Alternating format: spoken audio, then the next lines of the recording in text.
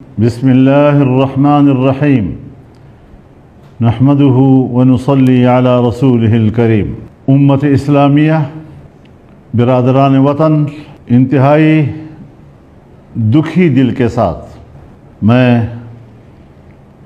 آپ کو یہ پیغام دینا چاہتا ہوں کہ آج فلسطین میں غزہ کے مسلمانوں پر اسرائیل کی صہیونی قوت کے ہاتھوں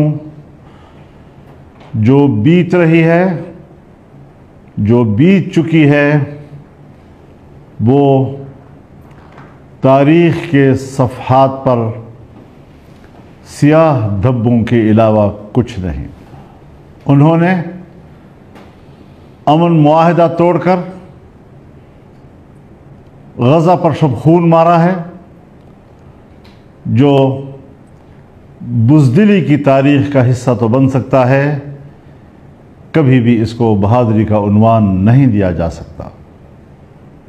یہ وہ بزدل قوم ہے کہ جس کی پوری تاریخ پر قرآن کریم گواہ ہے کہ انہوں نے انبیاء تک کو قتل کیا ہے۔ انہوں نے معاہدات رسول اللہ صلی اللہ علیہ وسلم کے زمانے میں بھی توڑے ہیں۔ یہ آج بھی اسی روش پر قائم ہیں۔ یہ ایک ناقابل اعتماد قوم ہے، اور آج وہ دنیائے اسلام اور بالخصوص دنیائے عرب کی پیٹھ میں گھونپا گیا ایک خنجر ہے جو آج بھی اس کا خون رس رہا ہے۔ آج فلسطین میں غزہ کے مسلمانوں کا خون پیا جا رہا ہے، ان کا گوشت نوچا جا رہا ہے، ان کی ہڈیاں چبائی جا رہی ہیں، چوسی جا رہی ہیں۔ آج شیرخوار بچے بغیر کسی سرپرستی کے تڑپ رہے ہیں، اپنی زندگی اور موت کی کشمکش میں مبتلا ہیں۔ جو کچھ وہاں ہوا، اسے کسی انسانی عمل سے تعبیر نہیں کیا جا سکتا۔ یہ سفاکیت اور درندگی ہے، اور نیتن یاہو ایک جنگی مجرم ہے، ایک ایسا جنگی مجرم جس کو عالمی عدالت انصاف نے گرفتار کرنے کا حکم دیا ہے، جس نے صہیونی قوتوں کے بمباریوں کو خلاف قانون قرار دیا ہے، اسے جرم قرار دیا ہے، لیکن نہ تو عدالتوں کی سنی جا رہی ہے، نہ کسی قانون کا احترام ہو رہا ہے، نہ کسی اخلاقیات کا کوئی دائرہ موجود ہے، اور ستم بالائے ستم یہ کہ امریکہ اور یورپ جو خود کو انسانی حقوق کے علمبردار سمجھتے ہیں، انسانی حق کے اس قتل عام پر صہیونیت کا ساتھ دے رہے ہیں۔ اس ساری صورتحال میں جو ان کو حالیہ 14 مہینوں میں ذلت آمیز شکست کا سامنا ہوا، اور امن معاہدہ بھی فلسطینیوں کی عزت اور غزہ کی عزت کا ذریعہ بنا، اپنی خفت مٹانے کے لیے انہوں نے اس وحشتناک اور شرمناک کردار کا آغاز کیا۔ میں ایک بار پھر اپنے اس بات کو دہرانا چاہتا ہوں کہ گردن کا کٹ جانا اسے کبھی شکست نہیں کہتے، گردن کا جھک جانا یہ شکست کا نام ہے۔ فلسطینیوں کے سر تو کٹ گئے، لیکن انہوں نے سر جھکایا نہیں، وہ سرنگوں نہیں ہوئے، انہوں نے ہجرت بھی نہیں کی، بھاگے بھی نہیں، لیکن آج وہاں ایک انسانی سانحہ درپیش ہے۔ وہاں پر اب تک 60,000 غزہ کے مسلمان شہید ہو چکے ہیں، اور جس میں 18,000 بچے اور 12,000 خواتین شامل ہیں، اور 1.5 لاکھ تک وہاں کی زخمیوں کی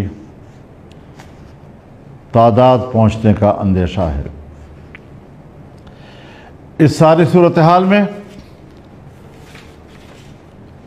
3 لاکھ سے زیادہ عمارتیں زمین بوس ہو چکی ہیں۔ کسی ایک شخص کے لیے بھی کوئی ایک کمرہ بھی نہیں بچا جہاں وہ اپنا سر چھپا سکے۔ انہوں نے عید الفطر بھی اپنے کھنڈر بنے گھروں میں گزاری ہے۔ انہوں نے دنیا کو پیغام دیا ہے کہ ہم ان حالات میں بھی عید کی خوشی منا سکتے ہیں۔ دنیا اسلام کے شانہ بشانہ ہم اپنا اسلامی تہوار بنا سکتے ہیں، اور ہمارے حوصلے بلند ہیں۔ چھوٹے چھوٹے بچوں کے بیانات سنتے ہیں، ان کی گفتگو سنتے ہیں، تو ایک طرف ہر چند کے ہمیں ان کو شاباش دینا ہوتا ہے کہ کس قدر بلند حوصلے، ہمالیہ سے بھی بلند ہمت اللہ نے ان کو عطا کی ہے۔ لیکن دوسری طرف جب ہم یہ دیکھتے ہیں کہ وہاں پر نہ ادویات ہیں، نہ غذا ہے، اور انسانیت تو خاموش، اسلامی دنیا کا حکمران بھی خاموش ہے۔ اگر ہم قرآن کریم کا مطالعہ کریں تو جرم کرنے والا اور جرم پر خاموش دونوں برابر کے مجرم تصور کیے گئے، اور جب اللہ کا عذاب آیا تو دونوں پر برابر کا عذاب آیا ہے۔ اسلامی دنیا کے حکمرانوں، تمہیں کیا ہو گیا ہے؟ یہ اقتدار اور یہ عزت یہ تو اللہ ہی کے ہاتھ میں ہے۔ جب چاہے تمہیں اقتدار سے اتار دے، جب چاہے تمہیں اقتدار دے، جب چاہے تمہیں عزت دے، جب چاہے تم سے عزت کی چادر چھین لے۔ پھر تم امریکہ کے سامنے کیوں سرنگوں ہو؟ تم ایک انسانی قوت کے سامنے کیوں سرنگوں ہو؟ تم نے تو کلمہ توحید پڑھا ہے۔ توحید کا تقاضا صرف اللہ کے سامنے جھکنا ہے، لیکن اسلامی دنیا کا حکمران امریکہ اور مغرب کے سامنے جھک رہا ہے۔ اللہ کے سامنے تمہارا یہ ایمان کیسے قبول ہوگا؟ توحید کا یہ دعویٰ کیوں کر اللہ کے حضور میں جھوٹا نہیں ہوگا؟ اب بھی وقت ہے، سنبھل جاؤ، امت مسلمہ کی آواز بن جاؤ۔ امت مسلمہ آج بھی ایک ہے، ایک صف پہ ہے، لیکن ان کے حکمران ان کے جذبات کی ترجمانی نہیں کر رہے ہیں۔ وہ امریکہ اور مغرب کے کٹ پتلی بن چکے ہیں، اور مسلم امہ کی نمائندگی کا حق ادا کرنے سے محروم ہیں۔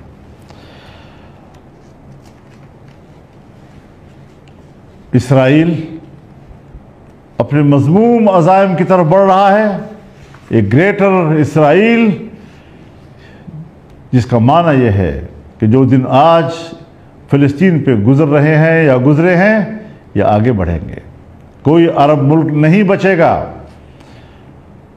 اور یہ مسئلہ ہمارے حرمین تک آئے گا۔ حرمین الشریفین کا تحفظ کیا یہ اسلامی حکمرانوں کا فریضہ نہیں ہوگا؟ لیکن مجھے پوری طرح اطمینان ہے اور اعتماد ہے کہ تمام تر سفاکیت کے باوجود، اسرائیل کی جارحیت اور اس کے ظلم و بربریت کے باوجود، اور عالمی قوتوں کی مذموم پشت پناہی کے باوجود، فلسطینیوں کی آزادی کا عزم نہیں ٹوٹے گا اور ان کی مزاحمت کمزور نہیں ہوگی۔ امت مسلمہ ان کے پشت پر ہے، اور مجھے اللہ پر یہ یقین ہے کہ وہ مسلمان کے ساتھ ہے، وہ اسلام کے ساتھ ہے، اور انشاءاللہ العزیز کفر ذلیل اور رسوا ہوگا، صہیونیت شکست کھائے گی اور ان کے عزائم ناکام ہوں گے۔ ان حالات میں پوری اسلامی امہ سے کہنا چاہتا ہوں کہ اپنے اپنے ممالک میں اپنے حکمرانوں پر سیاسی دباؤ بڑھاؤ۔ یہ وقت ہے کہ آپ حکمرانوں کو جھنجھوڑیں، ان کے اندر ایک احساس بیدار کریں کہ تمہاری ذمہ داری کیا ہے۔ پیسے کمانا، امریکہ کی مدد حاصل کرنا، یورپ کی مدد حاصل کرنا، اپنی تجارت بڑھانا، یہودیوں کے ساتھ تجارتی شراکت داری کرنا، یہ تمہارے اہداف بن گئے ہیں اور تمہیں نہیں معلوم کہ یہی چیزیں تمہاری غلامی کا سبب بن رہی ہیں۔ مسلمان آزاد پیدا ہوا ہے اور وہ آزاد رہنا چاہتا ہے، اور کوئی دنیا کی طاقت مسلمان کو غلام نہیں بنا سکتی۔ میں نے اس سلسلے میں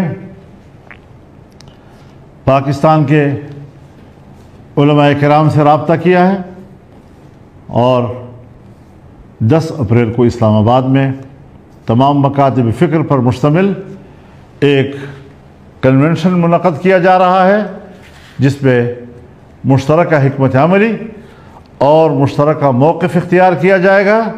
اور اس کے ساتھ ہی میں یہ اعلان کرتا ہوں کہ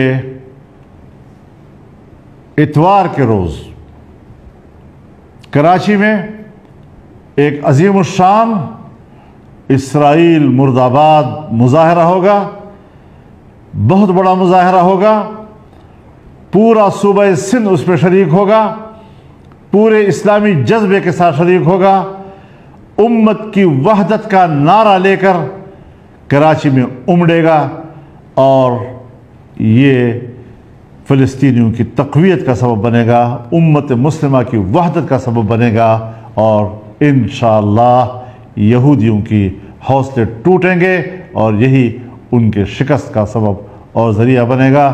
اللہ تعالی فلسطین اور اہل غزہ کا حامی و ناصر ہو، ان کی عزت و حرمت کا حامی و ناصر ہو، اور امت مسلمہ کی اللہ خود ہی نگہبانی فرمائے اور ہماری خطاؤں کو نہ دیکھے، وہ اپنی رحمت کو دیکھے اور اپنی غیبی مدد کو دیکھے، اور جس طرح آج تک وہ امت مسلمہ کی مدد کرتا چلا آیا ہے، آج بھی ہم اسی کی مدد کے محتاج ہیں۔